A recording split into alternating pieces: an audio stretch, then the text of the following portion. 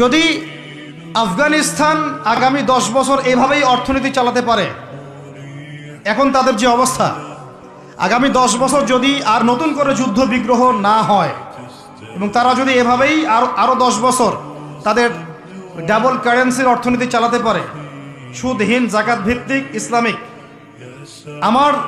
আমাদের বিশ্বাস আগামী 10 বছরে দেখবেন তারা মার্কিন ডলারের উপরে আধিপত্য বিস্তার করেছে ইনশাআল্লাহ। ইনশাআল্লাহ। আমি ইকোনমিক্স নিয়ে পড়াশোনা করেছি ভাই, এমনি এমনি কথা বলতেছি না।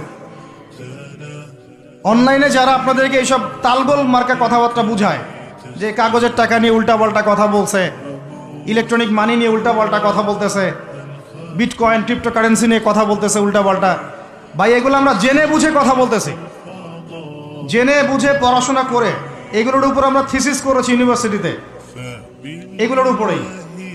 এমনি এমনি কথা বলতেছি না যে পেপার মানি আপনার পকেটে, আমার পকেটে যেটা আছে আপনার পকেটেও সেটাই আছে, এর ভিতরেও সুদ আছে। ইলেকট্রনিক মানি যেগুলো আমরা ইউজ করতেছি এগুলোর ভিতরেও সুদ আছে, অল্প হোক আর বেশি হোক। এর সামনে আসবে বিটকয়েন, ওইটার মধ্যে সুদের ভিতর উপর সুদ, তার উপর আসতেছে একটা সিস্টেম যেটা অলরেডি কয়েকটা কান্ট্রিতে অ্যাপ্লাই হয়ে গেছে, চায়নায়, উত্তর কোরিয়া, দক্ষিণ কোরিয়া ইত্যাদি কান্ট্রিতে। এটা হলো ক্যাশলেস সোসাইটি, মানে কোনো ক্যাশই থাকবে না সোসাইটির মধ্যে, ডিজিট থাকবে, খালি ডিজিট।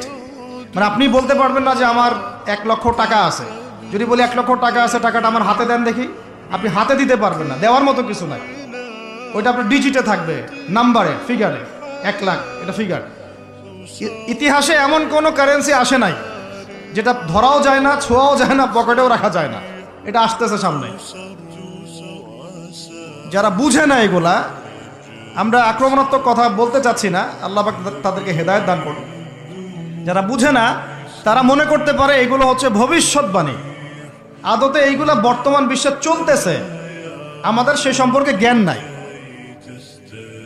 আমরা অনেকেই ক্যাশলেস সোসাইটি প্রতিষ্ঠার চেষ্টা করতেছি, এটার মধ্যে যতটুকু কল্যাণ আছে না, তার চেয়ে বেশি অকল্যাণ আছে।